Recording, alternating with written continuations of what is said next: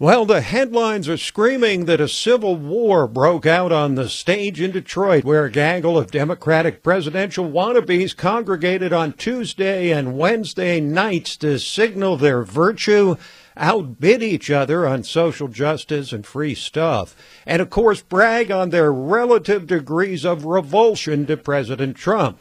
But more than anything, they argued amongst themselves about whether their party should be defined by conventional liberalism or outright socialism. But hold on just a minute. I thought the Civil War arising in the Democratic Party was between the old guard radicals of Pelosi and the progressive vanguard fronted by AOC plus 3. But I guess that was last week's fracture.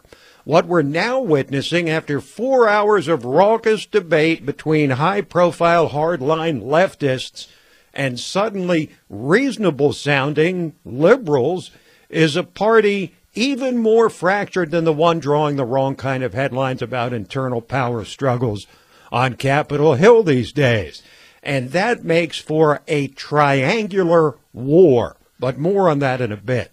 First, to the second round of debates, and most of the incoming was directed at the frontrunner Joe Biden, who stubbornly holds to a double-digit lead despite a weak performance in the first debate.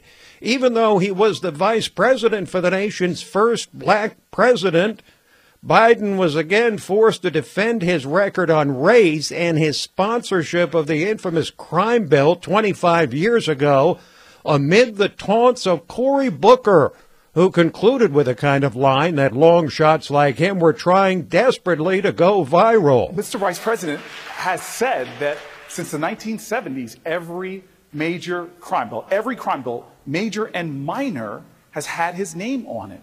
And, sir, those are your words, not mine. There are people right now in prison for life for drug offenses because you stood up and used that tough on crime, phony rhetoric that got a lot of people elected, but destroyed communities like mine.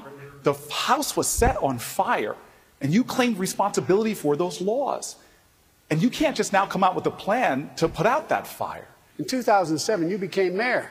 You had a police department you went out and you hired Rudy Giuliani's guy. You engaged in stop and frisk. 3 times as many African-American kids were caught in that chain. The Justice Department came after you. And if you want to compare records, and frankly, I'm shocked that you do, there's a saying in my community, you're dipping into the Kool-Aid and you don't even know the flavor. You need to... Okay, so that line did go viral.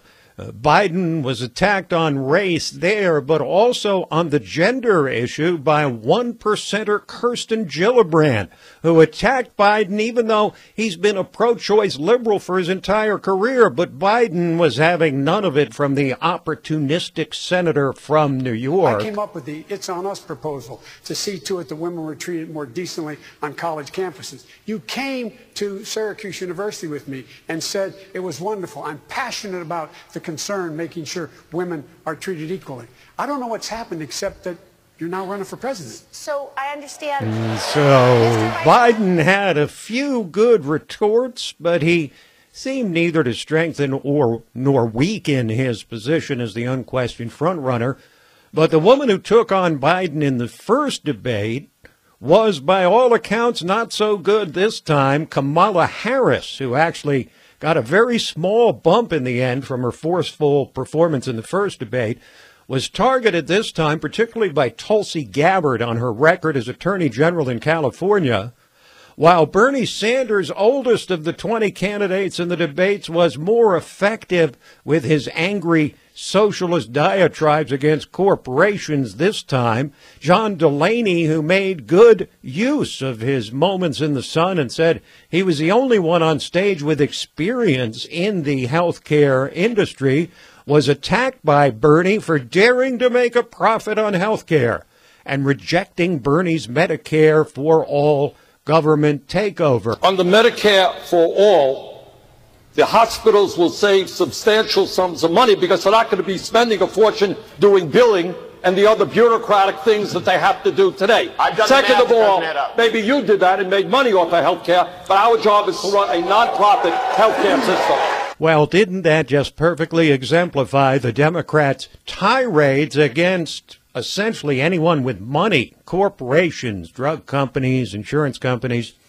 And they shot down the cooler heads trying to prevail on the radical frontrunners not to take the party off a leftward cliff. Like when Bernie shot down long-shot moderate Tim Ryan on Medicare for All, saying, just go ahead and look past the tax increases on the middle class needed to fund it. They will be better because Medicare for All is comprehensive. It covers all health care needs for senior citizens. It will finally include dental care, hearing aids, and eyeglasses. But you don't know. Second of all. You don't know that, Second Bernie. of all. We'll come to you in a second, I do know, and I wrote the damn bill. But Bernie wasn't the only top-tier candidate defending socialist policies against the moderates. Listen to how Pocahontas Elizabeth Warren shot down John Delaney when he told the truth about the socialist agenda of so many of the candidates. Only Democrats win when we run on real solutions, not impossible promises. When we run on things that are workable, not fairy tale economics. You know, I don't understand why anybody goes to all the trouble of running for president of the United States just to talk about what we really can't do and shouldn't fight for. So if you don't agree with Pocahontas' radical ideas, you shouldn't even run for president. Former Colorado Governor John Hickenlooper put it all in perspective, talking about the plan of all the frontrunners, except Biden, to confiscate people's private health insurance in favor of a government-run program. This notion that you're going to take private insurance away from 180 million Americans, who many of them don't want to give it. Many of them do want to get rid of it, but some don't. That is a disaster at the ballot box. You might as well FedEx the election to Donald Trump. But the way moderates like Hickenlooper and Delaney were repeatedly shot down by the top-tier socialists was to label them as essentially closet Republicans, turncoats, not real Democrats, using GOP talking points. We are the Democrats. We are not about trying to take away health care from anyone. That's what the Republicans are trying to do. And we should stop using Republican talking points. And Jake, your question is a Republican talking point. The healthcare industry will be advertising tonight with that talking point. We cannot keep with the Republican talking points on this. This has nothing to do with Republican talking points. It's not a Republican talking point. What you want to do instead is find the Republican talking point of a made-up piece of some other part. Open borders is a right-wing talking point. You said it's a right-wing Republican talking point, but it's also Jay Johnson's talking point. He said it was essentially open borders. I respect Secretary Johnson, and it's unfortunate that he's basically adopting that right-wing talking point. Jay Johnson was Obama's Homeland Security Director, but apparently he's in the grips of the right wing as well.